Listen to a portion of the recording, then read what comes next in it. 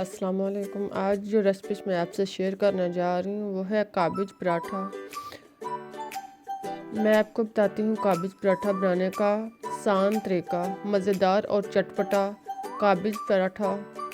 तो आइए शुरू करते हैं अपनी रेसिपीज़। इसके लिए काबिज यानी बंद गोभी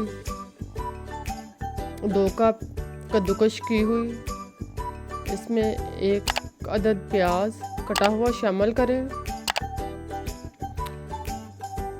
2 से 3 हरी मिर्च कटी हुई डाल लें।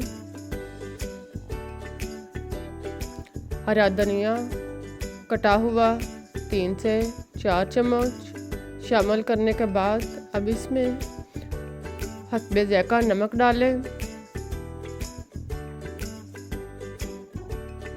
हल्दी पिसी हुई 1/2 चम्मच, सुरख मिर्च कुटी हुई 1 चम्मच, काली मिर्च पिसी हुई आधा चम्मच, खुश्क धनिया पिसा हुआ 1 चम्मच, ज़ीरा साबुत आधा चम्मच, गरम मसाला 1/2 चम्मच, मेथी कसूरी मेथी 1 चम्मच डालने के बाद अब इसको अच्छी तरह मिक्स करें। सारे मसाला जात को अच्छी तरह मिक्स करने के बाद एक साइड पे रख दें। अब एक लेदर बर्तन में 2 से 3 रोटियों का आटा लें। इसमें नमक, ऑयल और पानी के साथ इसको अच्छी तरह गूंद लें। आटे को गूंद कर थोड़ी देर के लिए रख दें। फिर इसके 2 छोटे छोटे पेड़े बना लें। अब पेड़ों को छोटी छोटी चपातियाँ बनाकर रख लें। 1 चपाती लें। दोनों चपातियाँ एक साइज़ की होनी चाहिए। 1 चपाती पर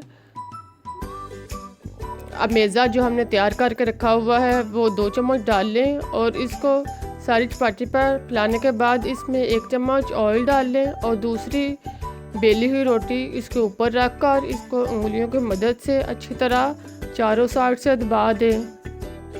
इसके बाद इसको अच्छी तरह बेल कर इसकी गोल रोटी बना लें।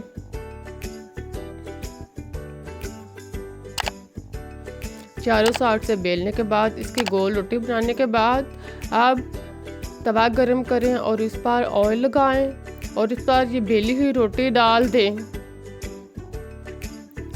रोटी को एक साइड से पकने के बाद अब इसकी साइड चेंज करें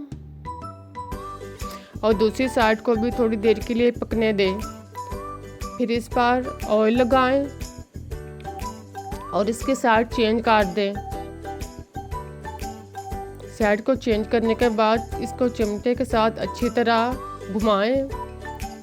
आधी रोटी फोल्ड करके इसको पकाते जाएं। इस तरह रोटी मज़ेदार और कुरकुरी तैयार होगी। सारी रोटी को अच्छी तरह पकाने के बाद अब हमारा काबिज पराठा तैयार हो चुका है। इसको उतार कर आप मक्खन के साथ नोश फरमाएं।